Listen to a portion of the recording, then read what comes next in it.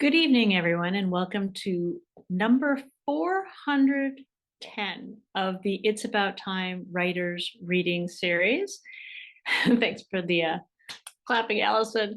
This closes out another year. It's About Time was first conceived by Esther Helfgott in January 1990. So we're closing out another full year of It's About Time. I believe there have only been on the order of two missed readings over the years. So we did miss one at the very beginning of the pandemic, but otherwise we keep chugging along.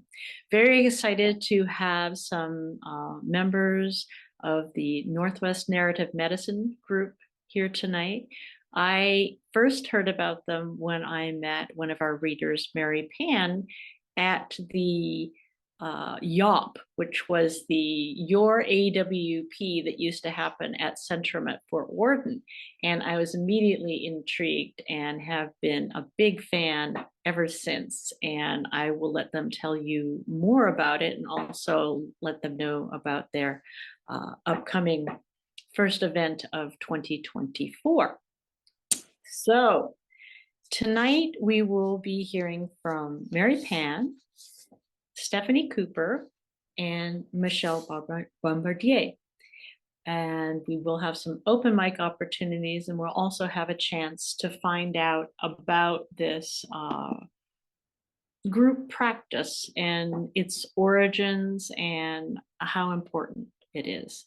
So if there's anybody who want to give a brief introduction to that before we start, I hope Elizabeth Dorn's going to be able to join us too. Well, shall I just go without further ado, Mary, to introduce you? As they often say, sometimes people like to get it over with, and then you can relax and enjoy. So say hello, and I will introduce you. Hi, everyone.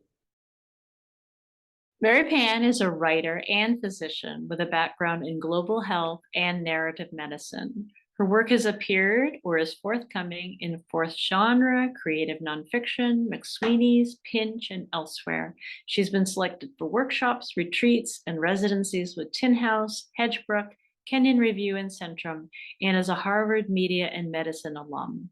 The recipient of a 2019 Artist Trust Grants for Artist Projects Literary Award. She was runner-up for AWP's 2020 Kurt Brown Prize for Creative Nonfiction. She is currently working on a memoir and lyrical essays exploring mental illness, caregiving, and retrospective becoming. So glad to have you here tonight, Mary. Thanks so much for having me, Peggy. I'm really excited to be here. This is one of my favorite topics, so I'm very excited that you all are here as well. I'm going to do one reading and then pass it off to my other wonderful panelists. This is a piece that was published in the Pinch Online this past September, and it's called Metanosis and the Fall. Metanosis, etymology, from meta, across, changed, different, after, and gnosis, to learn, to know, perceive. One, the revelation of a long-standing undetected condition affecting a change in the terms of knowledge. Fall used to be my favorite season. The sudden bite of cool in the air, the store shelves stacked with crayons and spiral notebooks, the family schedule coalescing around a more predictable routine. Even the heightened emotions that accompany going back to school, tears at drop-off, parents tearing themselves away from gesticulating children. I like cinnamon and the contour of a freshly picked apple in my hand. I like crisp denim and unsullied backpacks, too large for slight shoulders. Something refreshing about a cooling down, the reverberation of school bells sounding, even if it means decay of foliage, the approaching end of another year. My husband always had a hard time with fall, even in college, even when we were young. We met my senior year as he was preparing to leave for the Air Force. Our first date was the year before 9/11. We were 21 and thought the world was stable, that we knew all that was necessary to proceed in life, our college degrees in hand, our love and lives laid out before us like a sturdy path. We had ambition. We clung to our plans. He was to be a fighter pilot. I was to be a doctor.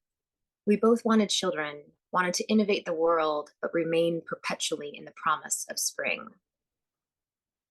I always liked fall colors best: evergreen and maroon, burnt orange and goldenrod. Why have color if not for richness? Why waste the retina on wan pastels? Give me a depth of pigment, a breakdown of chlorophyll, a kind of active rest in order to process. Give me splendor, even if it means decay. The fall my husband turned 40, we had 3 children, all 5 and under.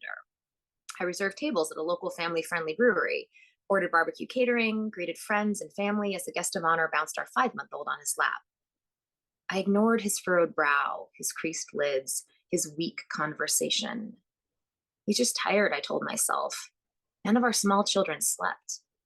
We laid them carefully down and snuck out of their bedrooms with an army crawl, or collapsed curled up beside them on a nest of blankets my 3-year-old piled with pillows and stuffed animals. He felt safer surrounded by cushions, but wouldn't remain there through the night. At that stage of our lives, caring for incessant needs of little ones, we constantly ached for rest. In the fall of my high school freshman year, my volleyball coach told me she hoped I would learn to stop and smell the roses. I don't have time to smell the roses, I replied, missing the whole point. Instead, I charged on to do too much, found my worth in ambition. I collected accomplishments like beads on a string: 3 varsity sports, 2 foreign languages, advanced placement calculus and creative writing, first chair clarinet in the band, varsity cheerleading, student government, volunteer tutor. I became valedictorian and homecoming queen, honed my grip on perfection. I was a good kid with good friends, sharing privilege and shelter in the Seattle suburbs. I evolved from a pimply, overweight, bookish, mixed-race preteen outsider to an accomplished, legalistic, effusive teen. I never learned to let go, to trust in the process of renewal. I never learned the value of letting decay and active rest refine me. Instead, I gathered perfection around me like a shield. It protected me and trapped me in. Soon after his 40th birthday, my husband told me he couldn't stop thinking about how to kill himself. A car wouldn't do it, he reasoned, but a bus would certainly cause death. He couldn't bring himself to step in front of a bus, though. Our oldest daughter, our 5-year-old, she loved buses. She waved to the drivers, liked clambering on, one hand on the slim handle, pink boots reaching high to the next step. She liked sitting all the way in the back, getting off at a coffee shop or a park or a downtown department store, really anywhere at all. It was a communality she craved: the smiles from the other riders, the clink of the change as people boarded, getting to pull the string to signal a stop. It was the journey she wanted the most. 2.5 years after my husband's descent into severe depression, after his hospitalizations for suicidality, after a common antidepressant prescribed at his initial hospitalization caused his first hypomanic episode, after they then diagnosed him with bipolar disorder, I attended a medical humanities conference in Paris. I sat on a green bistro chair in a courtyard dotted with sunflowers, covered with soft grass. Academics surrounded me. A middle-aged man with a well-worn briefcase asked me what I was presenting, where I teach. I said, I'm just attending, a physician only. I am in primary care outpatient medicine. He nodded politely and excused himself. One morning in residency, I came home from a 12-hour overnight ER shift to find my husband had rearranged our living room furniture. He sat on our beige couch, face wide, eyes bright. Isn't this so much better? I got started and just lost track of time. I liked the new configuration: TV to one side, couch facing the window rather than the fireplace. It seemed open, welcoming. At the time, I smiled. So silly, up all night moving furniture. Years later, I'd wonder. Years later, he will be admitted to that same ER, the one I worked in that night of rearranged furniture, in 4-point restraints, each wrist and ankle shackled to a hospital gurney. Years later, the attending doctor I trained under will pull me aside, now as a patient's wife, to warn me about my husband's appearance, the restraints necessary to ensure he doesn't run away again, doesn't try to flee the ER and attempt to kill himself. They will wheel him out of the back room I used to work in, pulled curtains back to take patient histories, felt distended abdomens, and examined rashes. It was just one night, a rearranged living room. How much of that scene is tainted, retrospectively, by his diagnosis? Near the end of the Paris conference, Columbia University's Danielle Spencer gave a talk on metanosis, or lived retrospective diagnosis, the question of perceived identity before and after a medical diagnosis is made. She talked about how coming into awareness of a long-standing disease and the impact of this revelation, quote, an awareness based on a change of knowledge, a shifting knowledge of identity. I sat in the back of the wood-paneled lecture hall, nodding and jotting down notes. She was describing my husband. She was describing all I'd wondered about who he is, who he was, who he continues to be. Was he always this way? What is defined and therefore formed or revealed through diagnosis? Did the sleep deprivation, did the antidepressant medication trigger this all? Or has he always had bipolar II disorder, a tendency to be overly enthusiastic or hypomanic, a tendency to sadness that clings and dampens like wet leaves on a concrete sidewalk? 2 years after his hospitalizations, my husband signs the whole family up for tennis lessons. He buys all 5 of us new rackets, even the 2-year-old. That fall, he purchases an expensive membership to an indoor tennis club. He wants us to enjoy something together, recreational as a family. He buys new tennis shoes, red with matching Nike shorts, a pocket for the neon green balls designed specially into the garment. I acquiesce when he wants to stop at a boutique store to find me new shoes, a tennis skirt, measure my grip to ensure a proper size racket. I like tennis well enough, but a question looms over my husband's sudden devotion to the sport. Is this just healthy enthusiasm for a family activity or a sign of pathology? I grit my teeth as I enter the dressing room, my 4-year-old trailing behind. I pull on a white tennis skirt and notice the framed poster of a baseball field on the wall. Its presence doesn't make sense. My son asks if it's of people playing tennis. All other signs point to this reality. We are in a tennis store. I tell him no and wonder to myself why the poster is here. The groomed field, the diamond bases. What does it signal? What have I missed? I realize I've begun to question myself all the time. As a wife, as a physician, as a person, I should have known. I should have understood who my husband was, even without a diagnosis, a label. In the retrospective examination, I question my own identity. Now the fall season is ominous. It carries a weight. I buy new rain boots for my kids, sign them up for soccer, procure Halloween costumes, bake plum almond tarts with the bounty of the overproducing trees in our yard. I watch the leaves yellow, the sky gray to opaque. I feel the chill of a cycle coming to its end.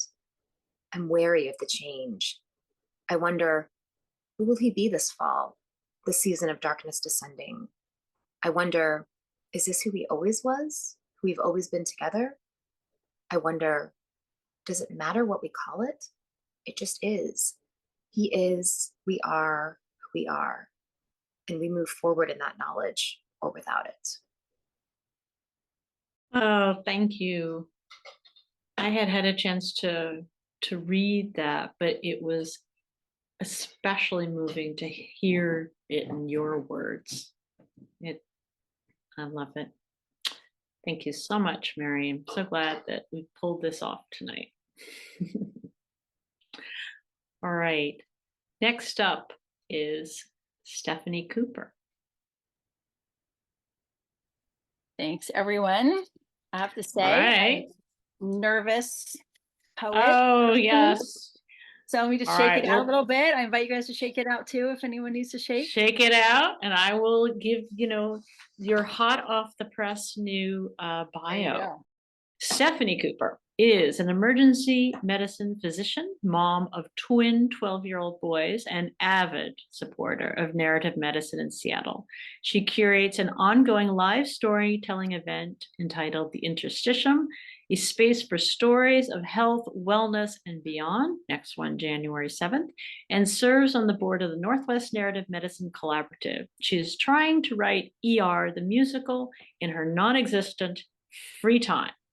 Clearly a person with energy Go, Stephanie.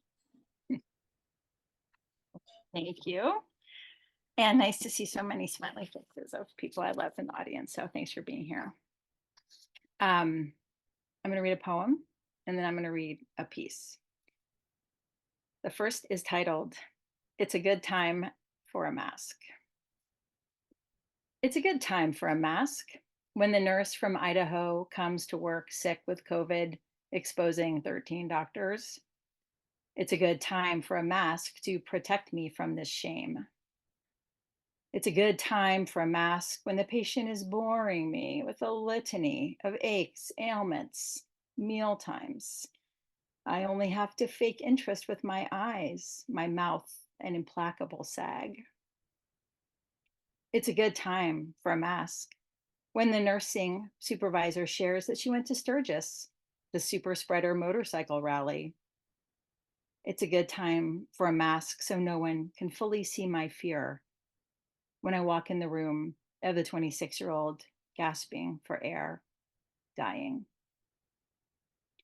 It's a good time for a mask when the patient tells me just how she injured her pinky finger by masturbating just so with the shower head, suggesting that every woman knows and does this trick.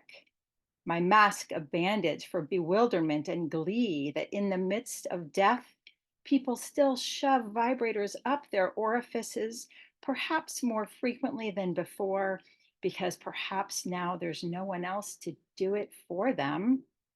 My wide grin tamped down by OSHA certified polyfiber, helping suppress my chortle of delight.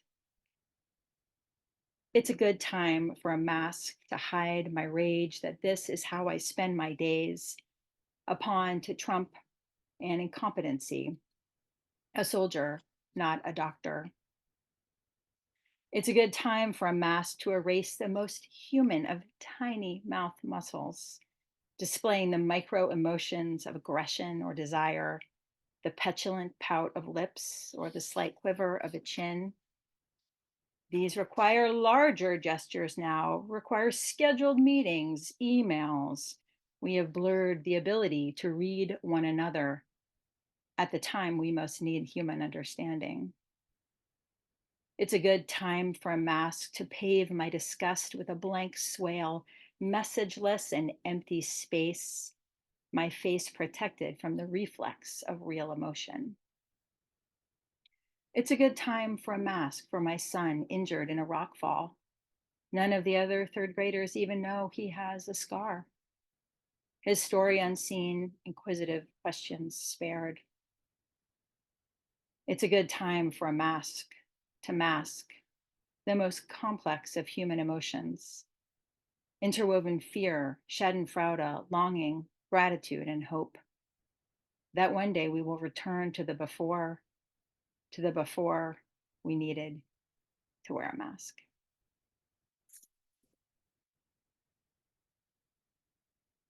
One down. Let's do the next one.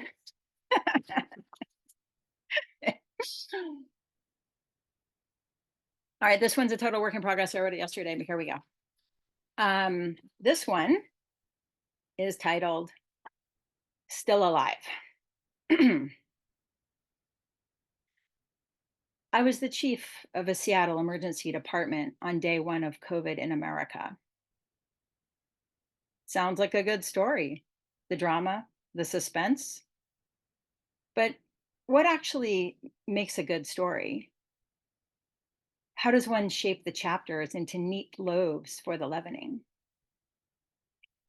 In narrative medicine, an early model posited by Arthur Frank suggested that there are three types of illness narratives: restitution, chaos, and quest.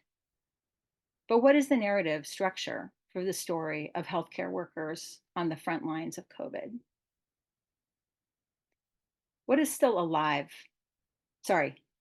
In the beginning, it was a hero's journey, then a slog, a boring war no longer interesting.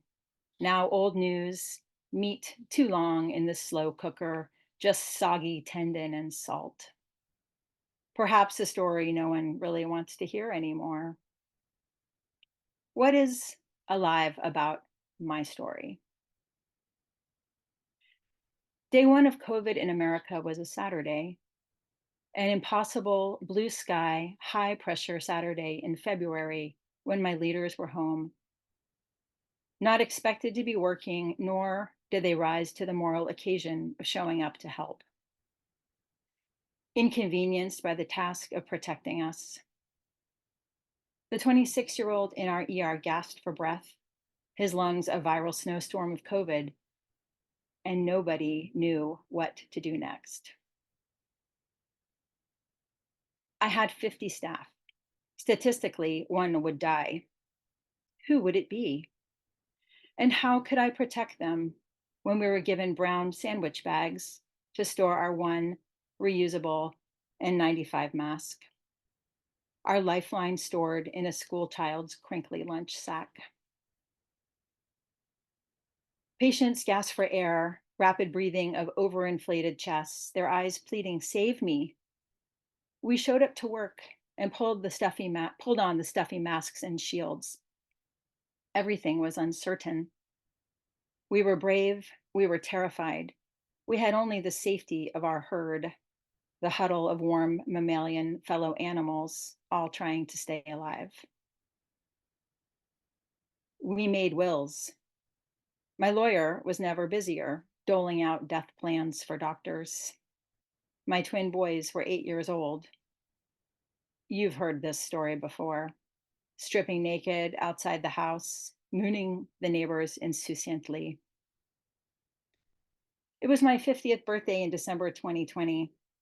For our monthly emergency department meeting, I played the song Staying Alive by the Bee Gees, and we danced together and apart in our Zoom cubicles. Those watching the meeting from inside the ER danced in their masks and gowns and face shields. We danced despite it all. Chapter 2, is this the right time for a chapter break? Chapter 2 is the injection of hope, the COVID vaccine. The viscous fluid pulled up in the syringe, the linear deep prick of the needle into the deltoid. Amidst meager external protection, we finally had an internal shield. Then came the vaccine deniers, the ridicule of science, Trump and his disinfectant delusions, people hoarding ivermectin horse antibiotics. This part of the story just makes me angry and sad. There is no action here, just a grimace beneath the mask. Jokes like the CDC says, wipe back to front. But people still got sick, really sick with COVID. And then our nurse manager died. COVID, ICU, whiteout lungs, dead. The next day, we showed up to our shifts on time. Because how can an entire emergency department grieve? Grief is a luxury not afforded to the shift workers of a 24/7, 365 department built around the tragedy of strangers. It's impossible to simultaneously gather together to validate our own suffering. Collective bereavement would mean empty gurneys, quiet monitors, no sentries, no safety net. In my office, I kept a list of all 50 of my ER doctors, crossing out the names of those who'd had COVID, in some cases twice. The paper darkened with crossouts over time. What does my protagonist want? Empathy, recognition, a prize, a month off? She is cornered now, despite her training and brilliance and the epigenetic propensity to outfox threat. She wants to escape to a different story of her own making, not one in which she is inescapably cast. Chapter 3. Is chapter 3 the climax or the anticlimax? Is the narrative rounding its arc? In May 2023, Biden declared the COVID emergency over. We won, said Mike's sarcastic colleague. Only 1 million dead. Capitalism marched inexorably forward. Patients now showed up without masks, demanding COVID tests, infecting my staff, infecting me. I brought home COVID from a baby whose mom had COVID and brought the baby to the ER to be tested. I then infected my spouse and my 11-year-old son, who caught COVID and then croup from COVID, then strep, then mono, fevers for 10 days, and missed 2 weeks of school. But 3 years into a pandemic, moms were still bringing babies to the ER for testing, with no acknowledgement of the humans behind the masks who have had no reprieve from their 35-month ceaseless tour of duty. We on the front lines are not okay. 30% of nurses have quit, and hospitals are so short-staffed that patients board in the ER for days. Patients die in waiting rooms now. The pandemic is supposedly over, and yet I see COVID patients every day. Those of us who still show up to work show up differently. The social contract of mutual care has been breached. We no longer feel valued as physicians. Instead, healthcare has become an extractive economy.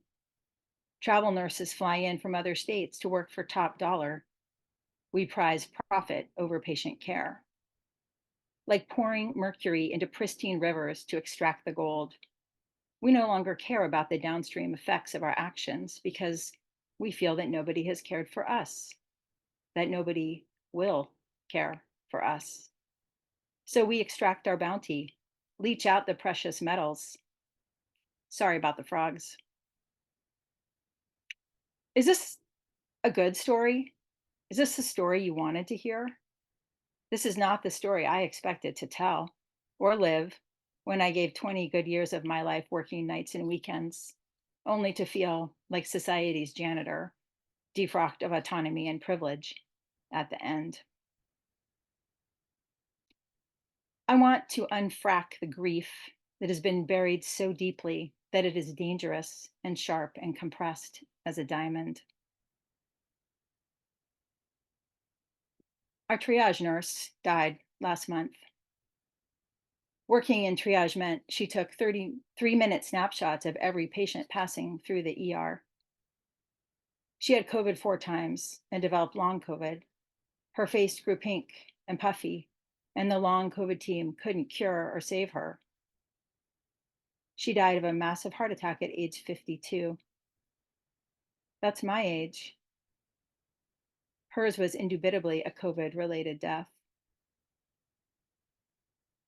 The next day, we showed up to our shifts on time.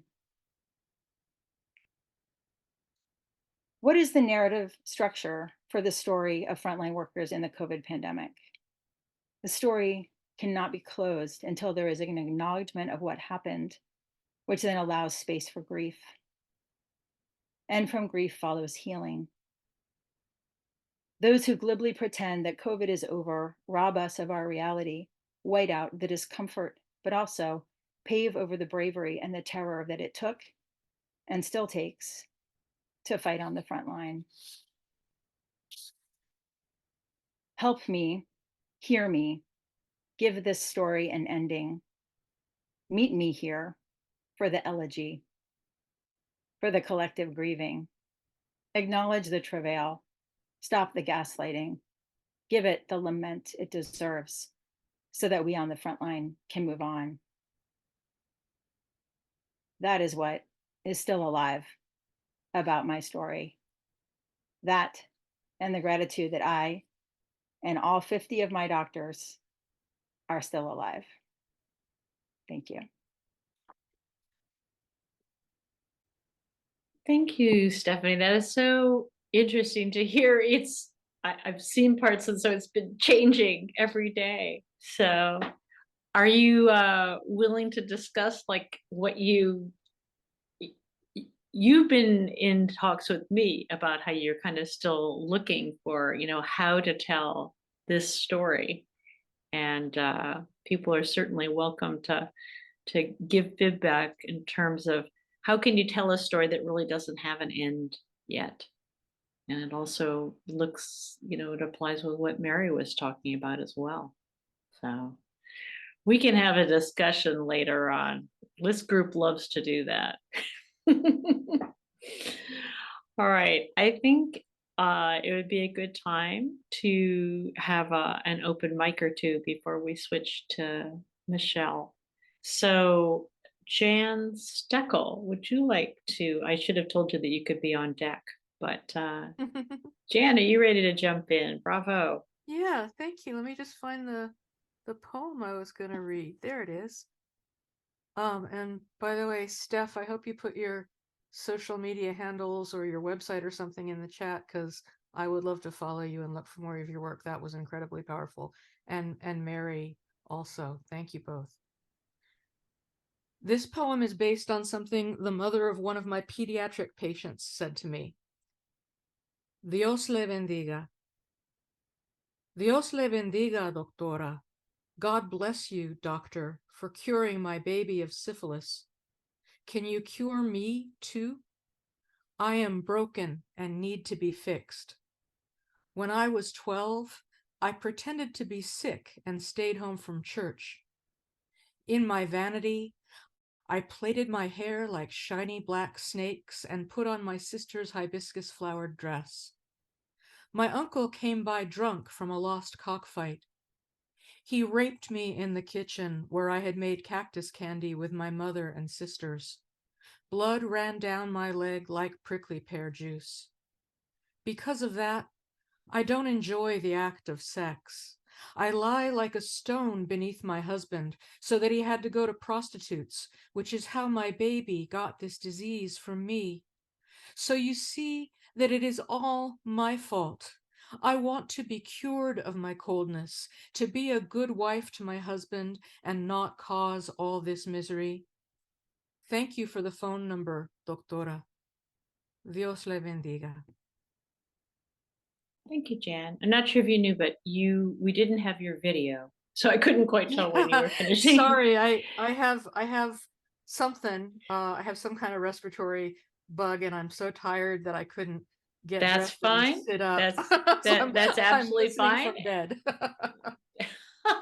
We have no judgment here in the It's About Time Writers Reading group ever. Steve Sebra and then Bob Reeves. Would you like to share? Or do I always get it wrong and it's Cybra? Yeah, it is Cybra. I have but an you know, inability to do your name correctly. it's been, if I had to add up all the different times, it's been most commonly Cebra and then Cibra and then Cybra. So in whatever works, I'm not picky about that. So, but it is Cybra. Thank you, and thank you for the opportunity to read. I have two short poems here. There might be some medical implications to some of these. If nothing else, you might determine that I'm insane. So let's find out. The first one is called Deuteronomy. I lay dying, listening to the sounds of Avalon. Random vandals enter my room in tandem, gaze about, harmonize behind a curtain. They speak openly as if I do not hear. What shall we take? What shall we leave behind? How much is it all worth? Leave it all except one thing. Without that one thing, all the rest is worth nothing. Blind, I grope the air. Heaven sent these demons. Where is it? Has to be somewhere. Where is the hope I had? I had it when I got here, miles and mirrors and tears ago. This is called Anatomy Lesson. There are shells of hypocrisy swelling in my hip bones, an echo of reciprocity in the crick of my neck. Nasty smell of theocracy, dirty like knobs of excrement in the howl of my extremity. flogged in gray like wet cement. A wicked wedge of atrocity notched with a nudge of lament. Some bum on the bus calls out to me with disgust. What would your mother think? As if I ever owned one. It's a bit much on the hobbled hoof, bitten by dogs without tooth, or gaps in learning, only leaning into windows, sucking air from mother's blessed bosom, baby fast asleep in wolves' arms, breaking angels over knees, silencing their golden tongues. Thank you very much for the opportunity to read. Thank you, Steve Cybra. Okay, Bob Reeves. Thank you, Peggy. This is a poem called Kneading. On the wall in Dr. Matthews' exam room is a painting, print of a painting, actually, I stare at with strange, small longings, not to go to the place it represents, but maybe to understand it better. And I get distracted wondering how to learn about the artist. What hospital official would even know his name? Has he got a website with a JPEG of this painting I could download and study at home? Oh, none of that touches my attraction. It's colors. One color in particular, I think the shadow of a mountain. Right, I haven't said. The painting shows a roadside field of dying grass and great mountains in the background. A color in the blue-green family, not even central to or especially important to the scene, but it thrills me with an undertone of unemotional delight. And I affirm, nodding my intellect, its inclusion and place among the other colors, all the modest shapes, the sense of nothing outstanding needing to be captured, the mereness of the capture. And I with the cancer within me, but also hanging over me, needing something, again, something small from the grass and rock and shadow and journey of colors in and out of things. Thanks. Thank you, Bob. Okay.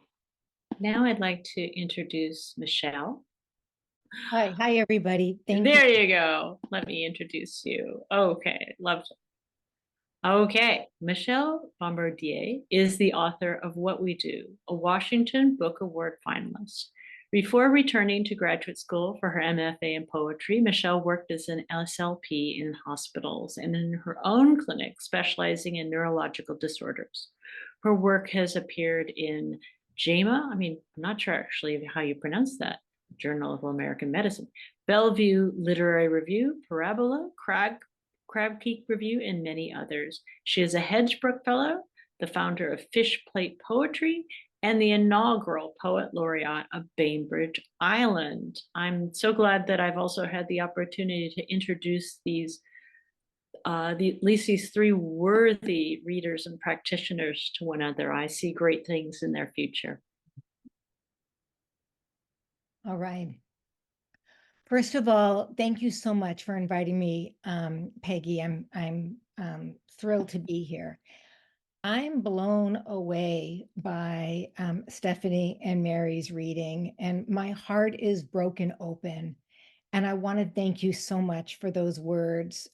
Both of you have just blown me out of the water, and it's exactly such amazing examples of strength through vulnerability. And I'm actually barely able to keep it together. My heart is so broken open, and I'm very, very, very grateful to be able to have heard that, and extremely intimidated that Stephanie wrote that yesterday, but I will try to put my intimidation aside. So I'm going to read a couple of poems from my book and a couple of poems from my manuscript of my next book. I'm a narrative poet, so my poems weave together small stories. I'm interested in resiliency and connection. And because I've been a therapist for so many years, a lot of my clinical stories weave into my work. So I'm going to start with a poem that has a long title. To the father in my clinic who said no child of his could have autism and never returned. Grief startled in you, a knot of bats rising and darkening the windows, obscuring the view of the landscape of your dream for your son. Rolling hills, fields of sunflowers, a straight road ahead. Not this specter of rock, cliff, black ocean. You squint at me, the criminal fortune teller, your eyes fixed on my mouth. I see you hear only thunder, see my mouth open and close like a fish. My words fall on the floor, crash, then slip away like waves over sand, leaving a trace of rivulet behind, like the tear we both ignore that snuck from the corner of your eye, leaving its white salt track down your cheek. Yes, I am fascinated with the clinical relationship, that sacred ground of vulnerability between clinician and patient. And so many times, like this poem is an example of having to give catastrophic news. Whether it's catastrophic news or very simple news or good news, it's an amazing privilege to be so close to another person's humanity. This next poem is called The Parents, and I'm also interested in writing about how we as clinicians are also affected by things that happen in that sacred space. My best friend, this is written for my best friend Peg, who's an ER doc. She's also my running partner. This poem is called The Parents for Peg Hubbard. I don't want to talk about it, she says when I ask about her night shift in the ER as we lace up our shoes for our run. So I say, okay. What's the worst possible? She asks. A kid, I answer. Yup, she says. The park is empty as we jump over puddles, the rain soft against the chug of our breath, the gutted sound of our feet on gravel. 7 years old, she says, then points left to change course uphill. When I struggle half up, she falls in next to me, says we can't stop, and we open mouth pant, ha, ha, ha, in sync, so steep we're almost mimes, each step a slow weighted slap, and at the crest she heaves, we worked on him over an hour. We take the trail into the woods. Wait, she says, and goes behind a tree. I don't know if she's puking or peeing. She comes out, takes the lead for another mile. The parents, she says. The parents, I answer. Every half mile, she says it again with ragged breath, a call and response, a confession, a supplication, a 2-word prayer. And now I'm going to read a poem that's called Gift from the Patient on 4 East. Anybody, any clinicians here who worked at Harborview, you know what that means. It's the rehab unit. This is also a sonnet, so it's 4 lines, which is kind of a nod that it's a love poem. I remember you rubbing my belly with your good hand when I was full moon with child, the warmth of your palm radiating my midsection.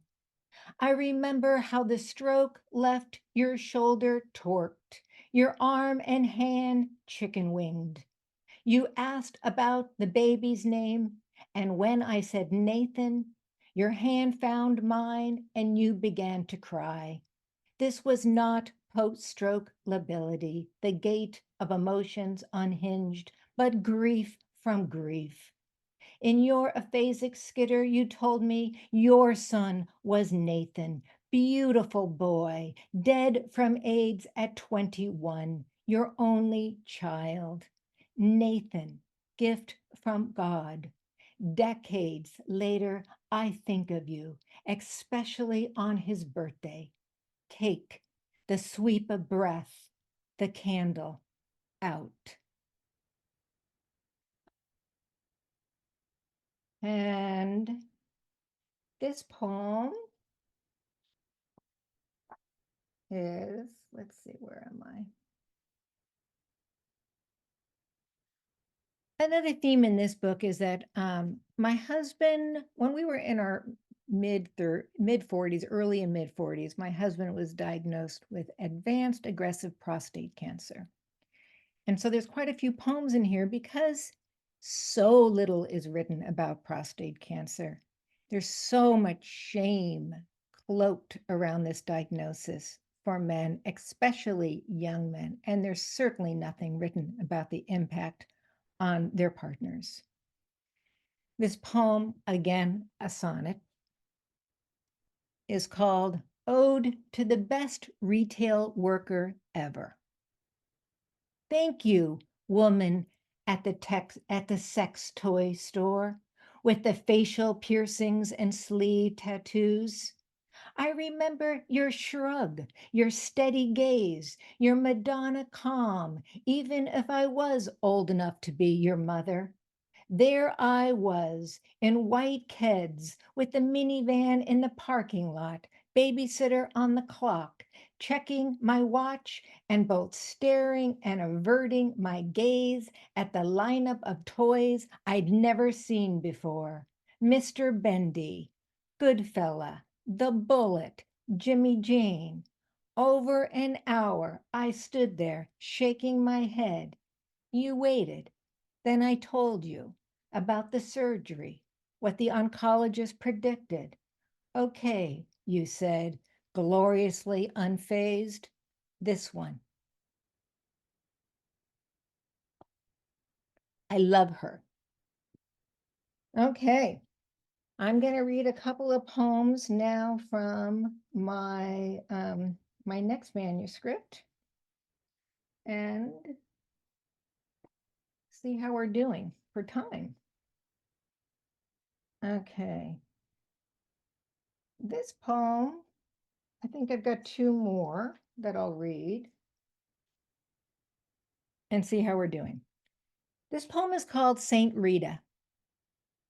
My friend is in the hospital again. I tell him the news about my son, his godchild, and he tells me to pray to Saint Rita, patron of impossible causes. He says his flotilla of specialists don't agree why the river within him jumps its bank, how his lab results read like a weather warning, pressure dropping, storm heading north, increased outages. Rita can cure us, he says. She's good with family feuds, or in his case, blood clots, biopsies. She heals folks like us, adrift in rising waters, whether the high seas of our own bodies or the waterways of family. Rita, also the unofficial saint of baseball, that sport for the lonely and afflicted and the incurable optimist with its endless quest for home and being called safe. White bees were said to swarm Rita as an infant. They left her unharmed as they crawled in and out of her mouth and nose. Safety is a state of mind, he says, where more raft than boat, rickety, rudderless, all of it, dangerous. No matter where you are, he says, you're going home. Okay. I've got lots more, but I think I'm just going to read one. Oh, wait a minute. I really want to read you my JAMA poem. So this poem was published in JAMA, and I have to tell you a funny story about this.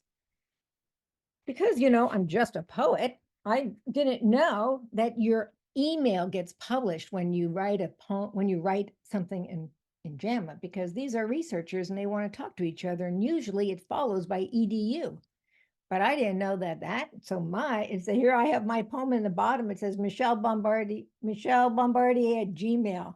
So, but the unexpected, wonderful thing that happened is that I got emails from physicians from all over the world commenting on my poem. And that was absolutely lovely. This poem is called A Short Flight in a Small Room. I liked my nurse immediately.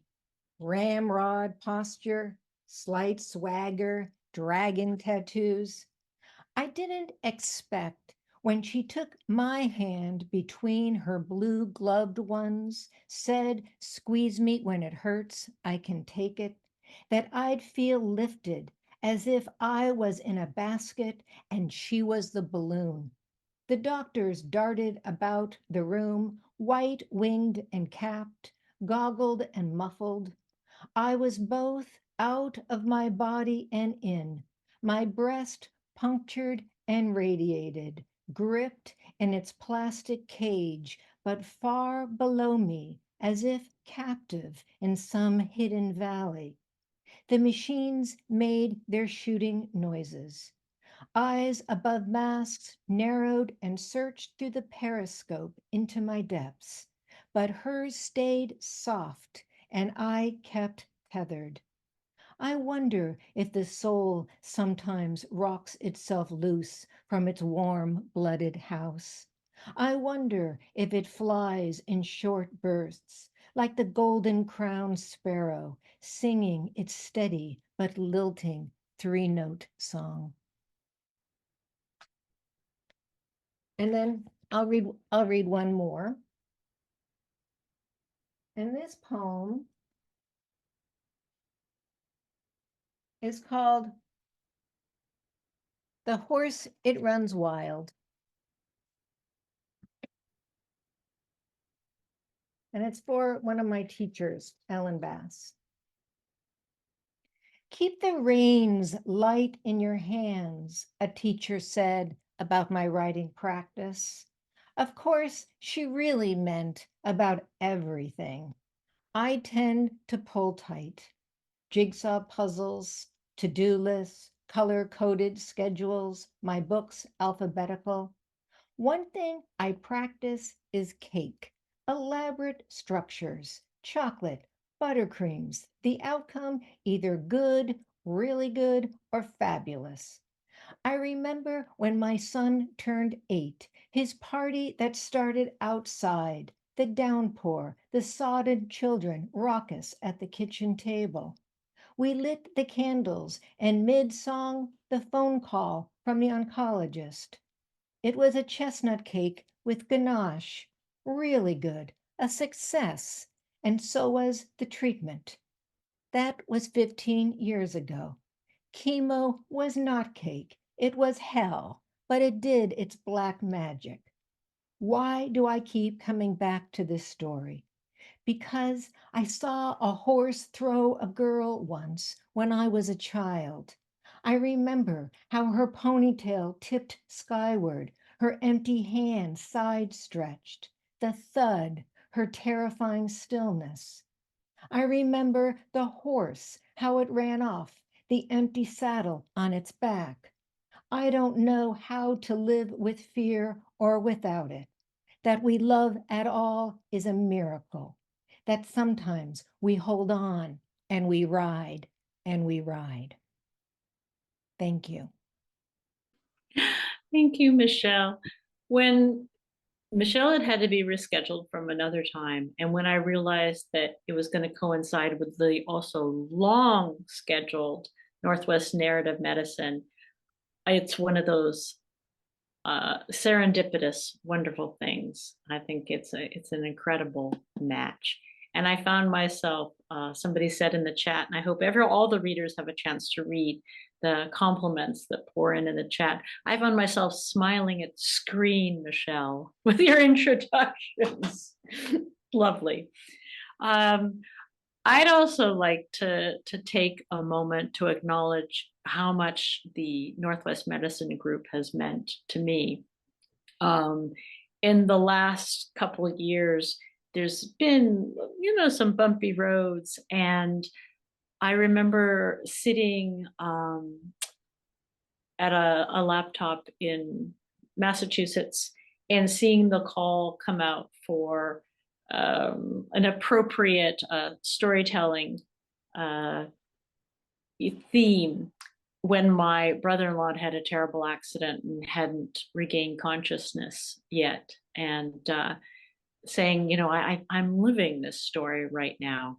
And I had the opportunity to share that story and have my sister, who'd been able to leave him, come back. And last year, many of you who are regulars of It's About Time were also with me on the journey when I had gone back east to be with my best friend of 50 years in her last week at Mass General. And likewise, that shift, molding it into some sort of narrative, helped me for the storytelling event last year. And in terms of the question being that she had supposedly prepared this death book and we couldn't find the death book. And I realized tonight, if you will indulge me, that I wrote something that became a collage at Cancer Lifeline, which I also can't say enough good things about the resources that are available at Cancer Lifeline, where I've been facilitating for about 14 years now. And they have often worked with the Northwest Collage Society to take some of the writing and incorporate it. And this is a piece that I haven't read it before, but it has been collaged. It's for my friend, and I will finally say her name, Julie Layton, because some of you have been sharing this journey. I think I was even the night that this happened, I went back and was hosting It's About Time. So 50 years in 1 week in December. Tiptoe to her side, but say hello as though she has simply opened her door to you. Watch her eyes open in surprise. I knew she would know me. Fold the order slip from uneaten dinner tray into a very small fortune teller. Find a mirror. Hand her reading glasses so she can see what she's trying to read with her fingers from the scabby halo cut into her head. Bank against her on the bed. Rest your head on her shoulder. Feel her hand brush your hair. This, even this, is enough. Exaggerate how you walk past the nurse's station. Your boots still squeak. Hold the chocolate treat close to her nose.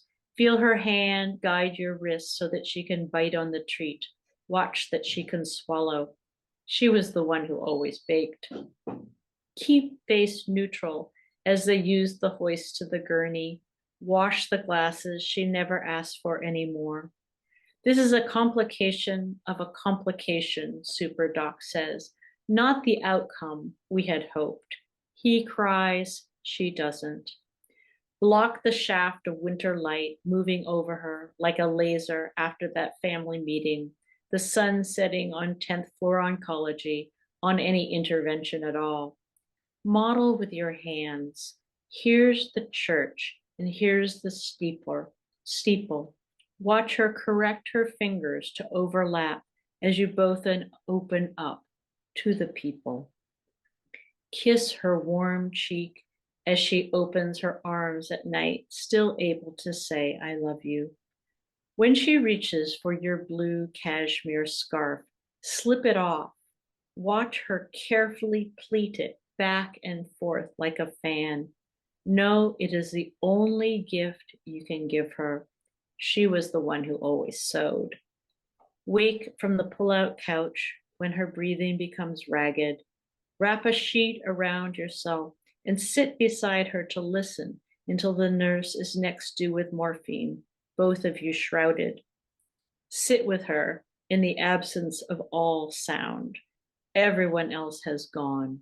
Rest your head on the fresh linen, the two of you alone together. Leave the scarf, her skin still soft as cashmere. Ah, thanks. Now maybe I can put that aside with the anniversary of her death now past. Oh. All right, I would love to open it up now to those of us who want to talk about the, who's going to give the down low on Northwest Narrative Medicine and their practice. Feel free to unmute. I'm also going to share screen on the upcoming event. I can talk a little bit about it. So first, just want to say wow to Mary and Michele. That was brilliant. Thank you so much for sharing your beautiful words. So Northwest Narrative Medicine Collaborative is one of the many things in town that incorporates narrative and contextualizes healing, illness, wellness, and beyond. This is the Northwest Narrative Medicine Collaborative began in Portland, and there is a Seattle branch, which hosts some community of practice, which is drop-in writing sessions, and also stories told live. So consider it like the medical moth. It's called the interstitium, the space between things that vivifies and connects all things. So we situate real live storytelling, which is radically analog. Nothing is recorded and nothing is photographed. It's like a good dinner party. And the next one is actually coming up January 7th on the theme, "What Were They Thinking?"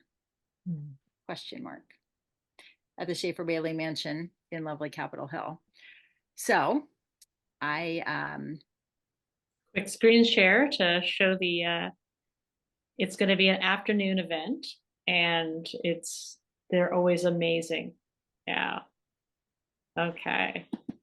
We are still seeking storytellers if anyone is interested. So contact me via the invite. My email's on there.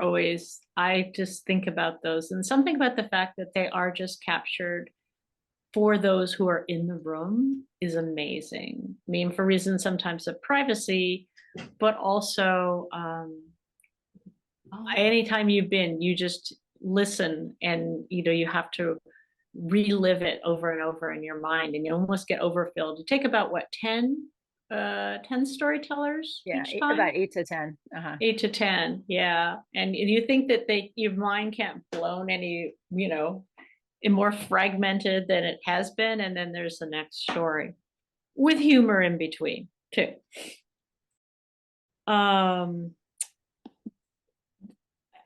think it's clear to us just from having listened why it's so important for practitioners to be able to process.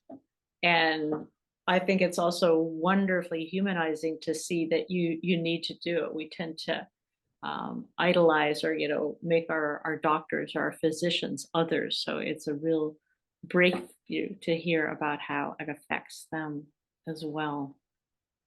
There was some other question I had for you. There's always another one. I would love to see, I'm going to turn on the gallery. Can I ask how many people, and feel free if you're on, your camera's on, how many people are first-timers here tonight attending It's About Time? Okay. Well, I hope that you will all consider yourself welcome every month, no matter what the theme, because this, as it has been for over 30 years, is a place for new and experienced writers of all genres. And I love being able to introduce you to other groups and support networks that you can belong to, because everybody needs this. I don't understand how others, meaning other people, survive without writing as a way of making sense of life. So last month we had a collection of ballad writers writing on the theme of the language of the body. It was very moving, extremely moving. And next month will be, Shinyi Pai has invited some really incredible new voices in the community. Since we have been online with the start of the pandemic, which is not over, we have been recording and been able to put these on YouTube. And it's also allowed the opportunity to not only rewatch, but also to have people in different time zones join us. And I'm excited to see Ann Teplick here, because I know that she wasn't able to attend and read last month due to illness, and Allison Krupnick, who, due to a date with an unfortunate date, one might say, with the surgeon that day, also wasn't to attend last week. But we're here the second Thursday of every month, and I want you all to keep coming and be part of this community. So now, if you have any questions, additional questions for Stephanie, Mary, Michele, anything to add in terms of narrative medicine practice, or questions about it, please feel free. I'm just wondering if all of you can put your websites or wherever you can be found in the chat so that we can look for other work by you, because it was so wonderful tonight. Thank you all. That's a great idea. If you are on the Facebook group, I generally post the bios, and the bios often reference many if they have publications and where they've been listed, and so you could find their name. But excellent idea. I'm going to make sure I don't close the meeting too soon, so you can read over all the resources in the chat. The other thing that I was inspired to do, because they, as Stephanie said, they are like the moth, is that there are incredible moth events locally, and sometimes the theme just really speaks to something that's also on your mind that that is an applicable theme, and it's a great thing. They may not always call your name, but what an opportunity to be ready to go tell your story on stage. So you haven't lived until you've seen some of these physicians put their work to song, or or dance it out. And I think we're all looking forward to seeing, ER the musical. It'd be great. Okay. Anybody else? Any last questions or things want to share? It's just such a beautiful thing. I'd love to share a poem if I could. Sure. Okay. This is quite short. This is a prose poem. I have post-traumatic epilepsy. So in keeping with tonight's theme a bit, this is about a seizure I had. It's called Seizure. It was published a couple of years ago. The day, the date, the specific now is gone. The words in my mouth dissolve as a bucket of liquid anxiety drenches my upper body, primed for travel across tissue and organs, dripping, leaping, leaking, seeping from my ribcage onto my intestines. It slowly passes. When it does, I want to throw up in hopes the colors, glowing gradations, oscillating shades of pink that flicker red and glow pink again as the almost nausea fades, vacates the pit of my empty stomach. In a crowning, sweeping motion, an electrical current spreads from my scalp to my eyebrows. It makes me reach out for something to hold on to. Bracing myself, I close my eyes a moment. I can hear my heart beating. I can taste my heart in the back of my throat, struggling like a baby bird, fallen from its nest, writhing in the cupped hands of a stranger. When I open my eyes again, I see the outline of my feet under a hospital blanket. I see my wife asleep in a chair across the room. I look out the window and see a blue jay watching me, its feathers brushing the glass. Thanks.